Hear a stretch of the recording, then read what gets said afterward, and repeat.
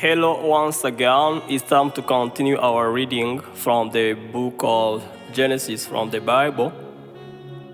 We are now on the 7th chapter, and it talks about the flood.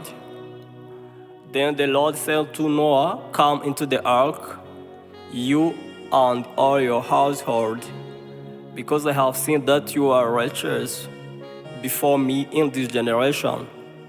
You shall take with you 7 each of every clean animal, a male and his female, 2 each of animals that are unclean, a male and his female. Also 7 each of birds of the air, male and female, to keep the species alive on the face of all the earth. For after 7 more days I will cause it to rain on the earth 40 days and 40 nights, and I will destroy from the face of the earth all living things that I have made."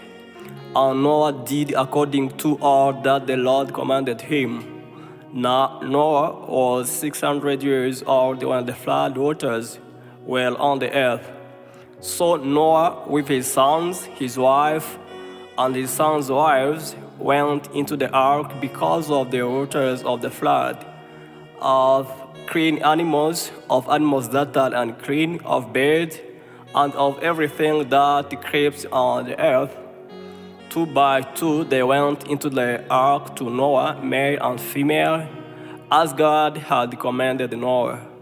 And it came to pass after 7 days that the waters of the flood were on the earth.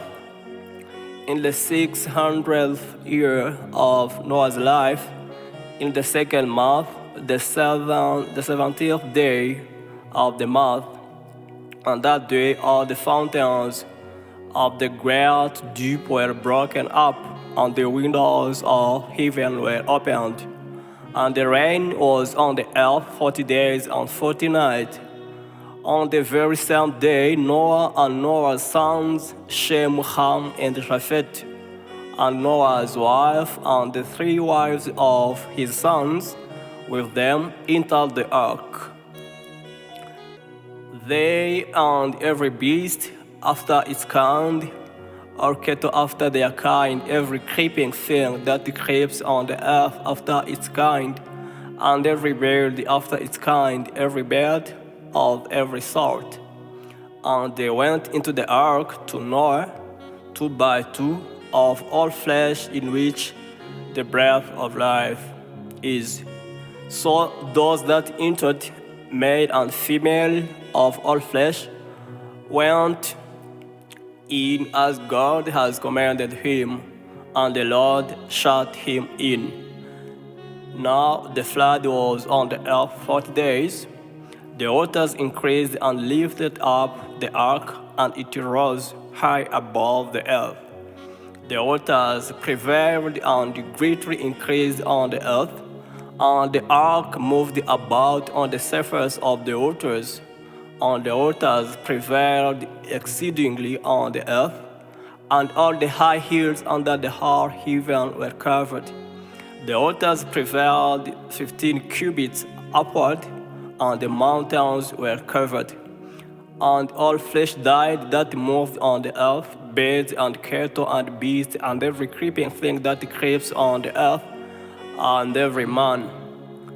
All in whose nostrils was the breath of the Spirit of life, all that was on the dry land died.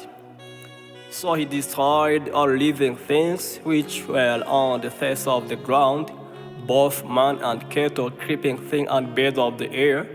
They were destroyed from the earth. Only Noah and those who were with him in the ark remained alive. And the waters prevailed on the earth 150 days.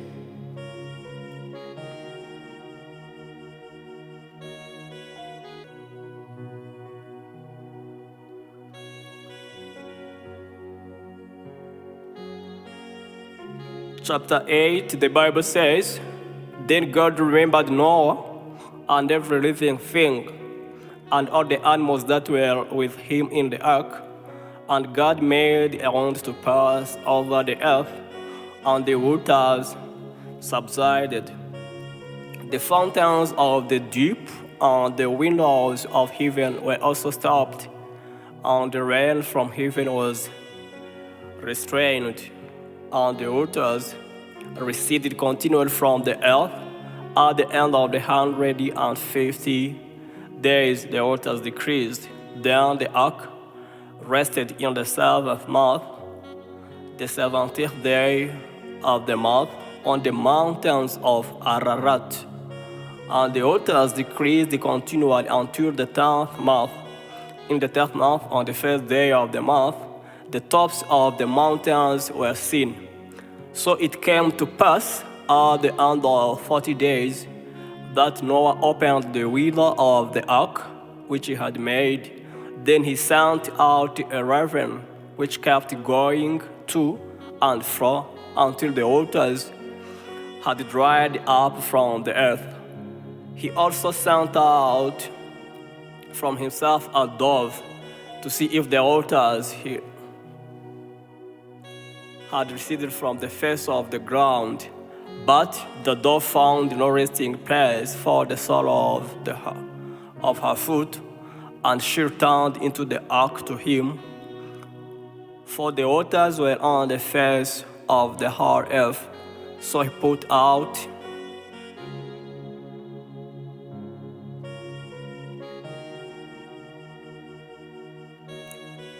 But the dove found no resting place for the sole of her foot, and she turned into the ark to him, for the waters were on the face of the whole earth.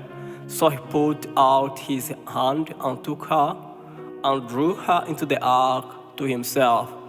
And he waited yet another 7 days, and again he sent the dove out from the ark. Then the dove came to him in the evening, and behold, a freshly plucked olive leaf was in her mouth, and Noah knew that the waters had receded from the earth.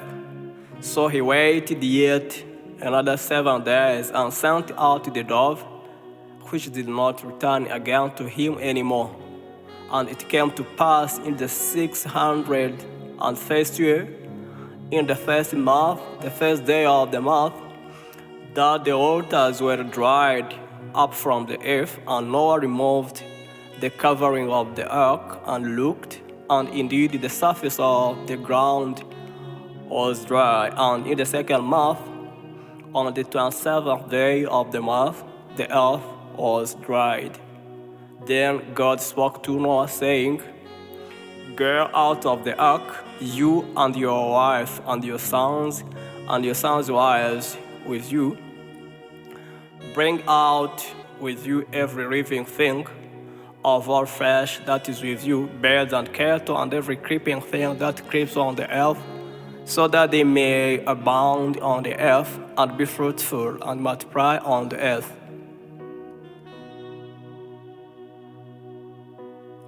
So Noah went out, and his sons and his wife and his sons' wives with him.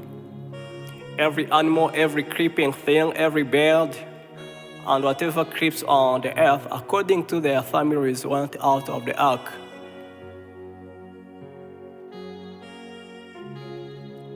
Then Noah built an altar to the Lord, and took of every clean animal and of every clean bird, and offered burnt offerings to the altar. And the Lord smelled a soothing aroma. Then the Lord said in his heart, "I will never again curse the ground for man's sake, although the imagination of man's heart is evil from his youth. Nor will I again destroy every living thing that I have done. While the earth remains, seed time and harvest, cold and heat, winter and summer, and day and night shall not cease." Now we are on the 9th chapter from the book of the Genesis from the Bible. So God blessed Noah and his sons and said to them, "Be fruitful and multiply, and fill the earth.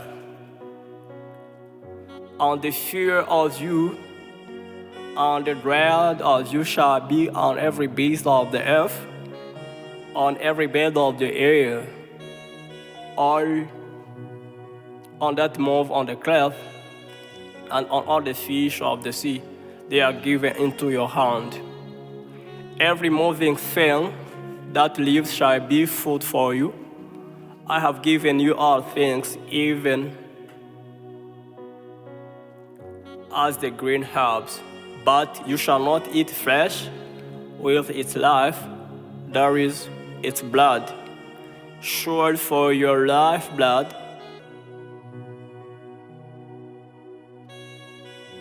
sorry a bit. Let's go back to the 9th chapter on verse number 4. The Bible says, "But you shall not eat flesh with its life, there is its blood.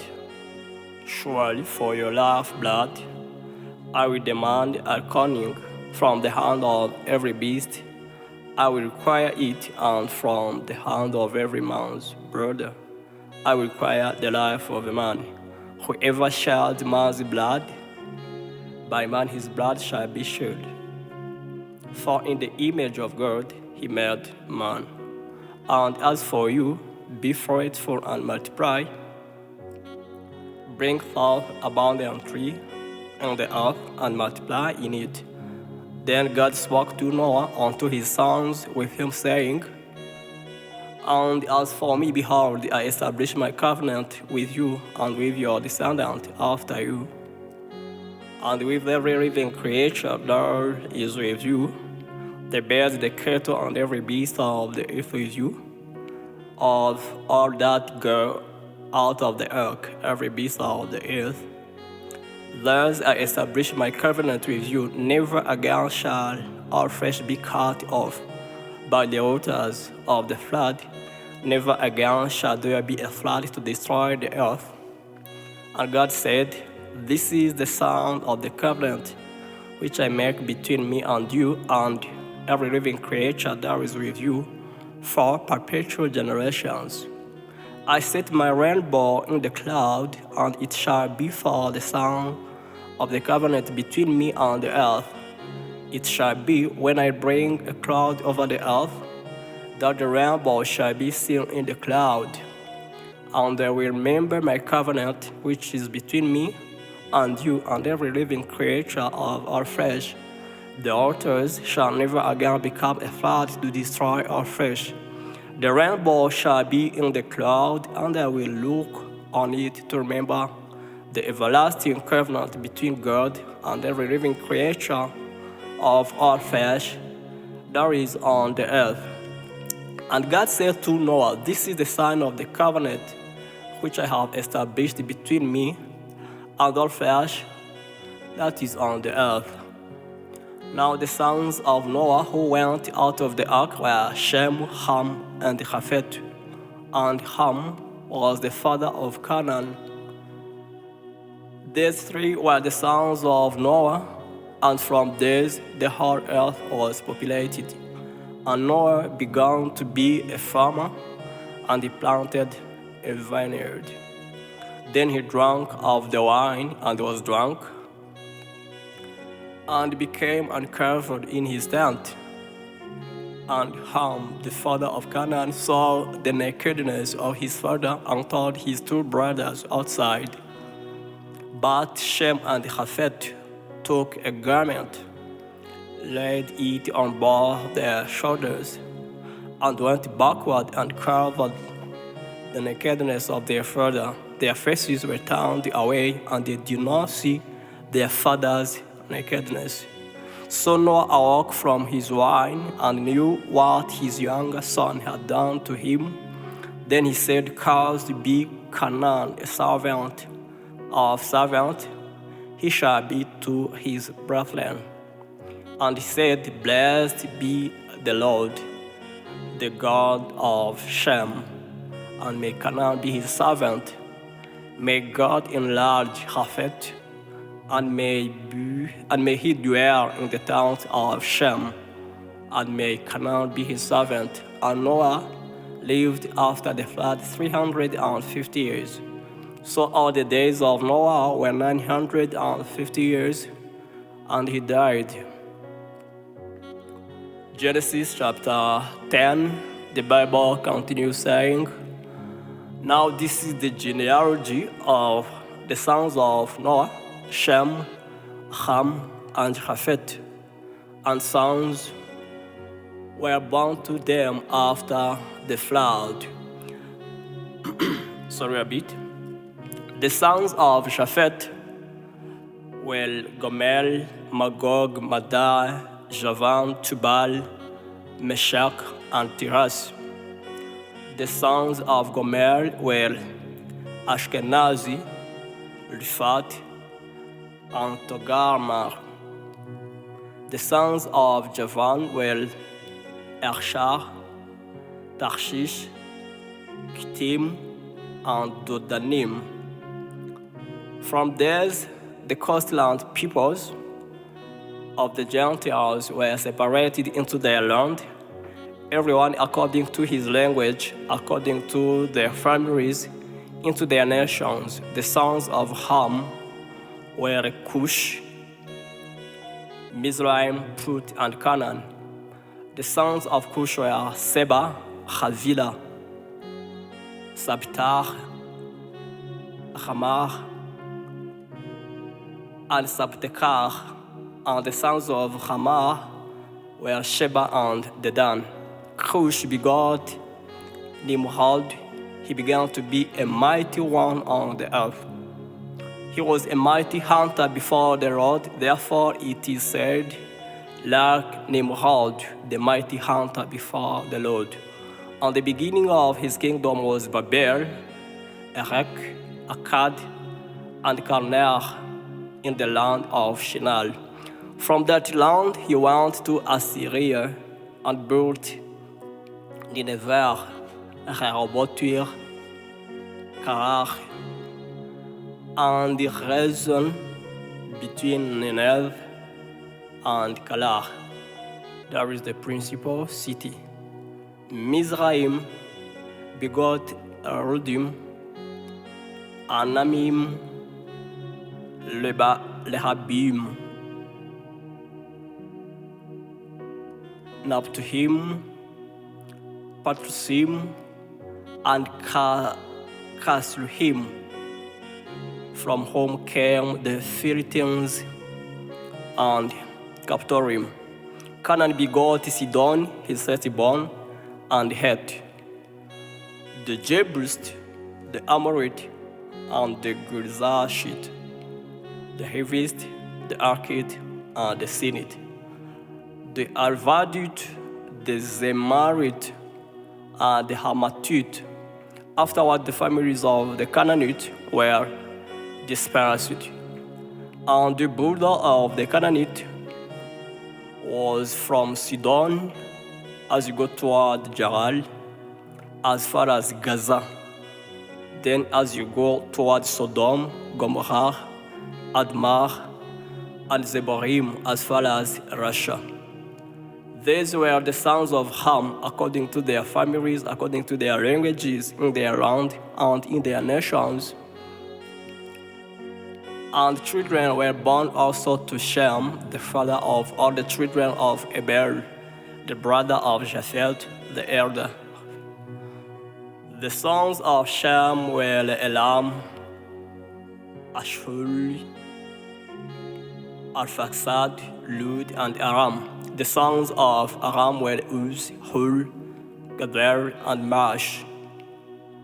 Arphaxad begot Salah, and Sarai begot Eber. To Eber were born two sons. The name of one was Peleg, for in this day the earth was divided. And his brother's name was Joktan. Joktan begot Almodad, Shelef, Hazamlaved, Jerach, Hadolam, Uzal, Diklah, Obal, Abimael, Sheba, Ophir, Havila, and Joab. All these were the sons of Joktan. And their dwelling place was from Mesha as you go toward Sephir, the mountain of the east. These were the sons of Shem, according to their families, according to their languages, in their land, according to their nations. These were the families of the sons of Noah, according to their generations, in their nations, and from these, the nations were divided on the earth after the flood.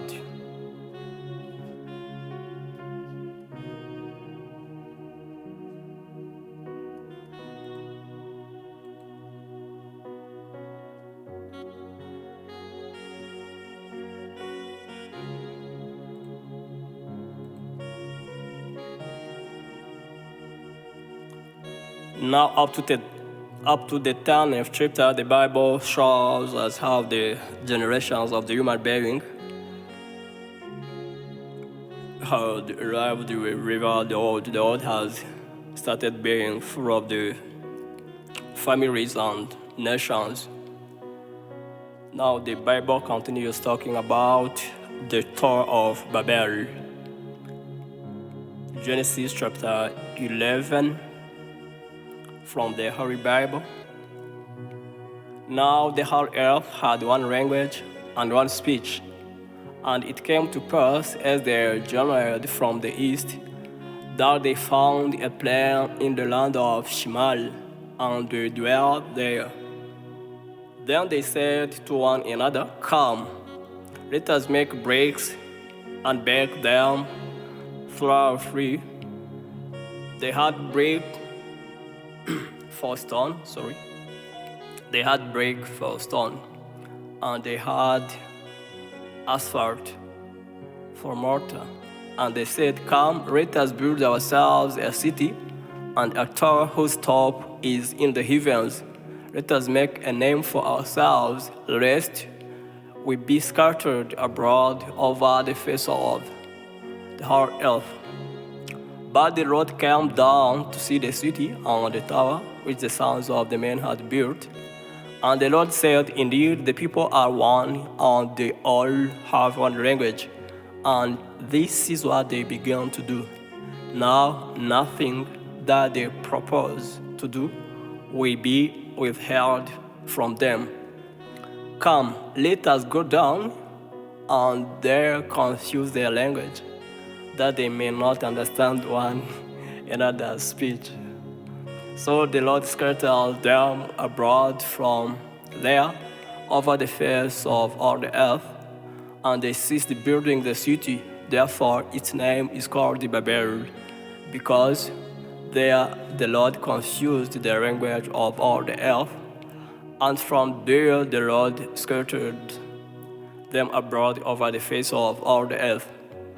This is the genealogy of Shem. Shem was 100 years old and begot Arphaxad 2 years after the flood. After he begot Arphaxad, Shem lived 500 years and begot sons and daughters. Arphaxad lived 35 years and begot Salah. After he begot Salah, Arphaxad lived 403 years and begot sons and daughters. Salah lived 30 years and begot Abel. After he begot Abel, Salah lived 403 years and begot sons and daughters. Abel lived 34 years and begot Peleg. After he begot Peleg, Abel lived 430 years and begot sons and daughters. Peleg lived 30 years and begot Reu. After he begot Reu, Peleg lived 209 years and begot sons and daughters. Reu lived 32 years and begot Serug. After he begot Serug, Reu lived 207 years and begot sons and daughters. Perug lived 30 years and begot Nahor. After he begot Nahor, Serug lived 200 years and begot sons and daughters. Nahor lived 29 years and begot Terah. After he begot Terah, Nahor lived 119 years and begot sons and daughters.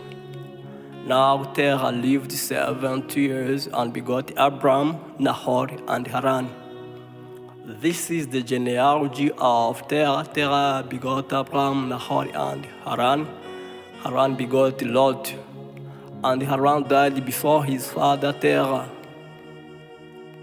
in his native land in Ur, or the Chaldeans. Then Abram and Nahor took wives.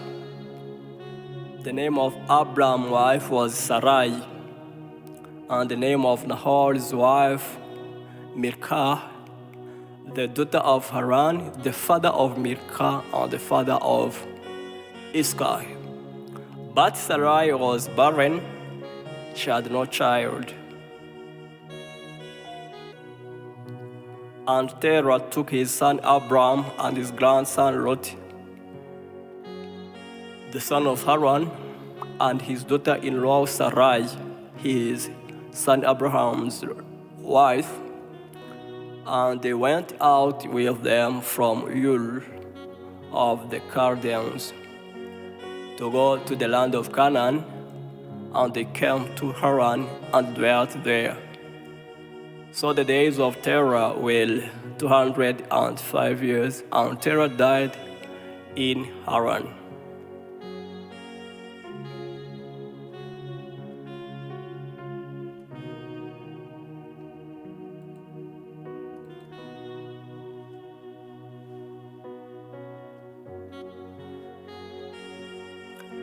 Now we continue with the Genesis chapter 12. The Bible says about the call to Abraham, God's call to Abraham.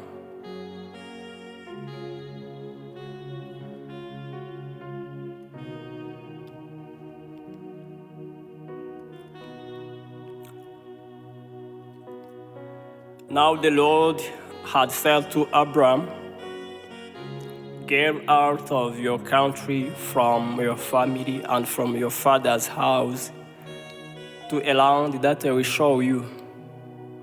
I will make you a great nation. I will bless you and make your name great, and you shall be a blessing. I will bless those who bless you, and I will curse him who curses you. And in you all the families of the earth shall be blessed." So Abram departed as the Lord had spoken to him, and Lot went with him, and Abram was 75 years old when he departed from Haran. Then Abram took Sarai his wife, and Lot his brother,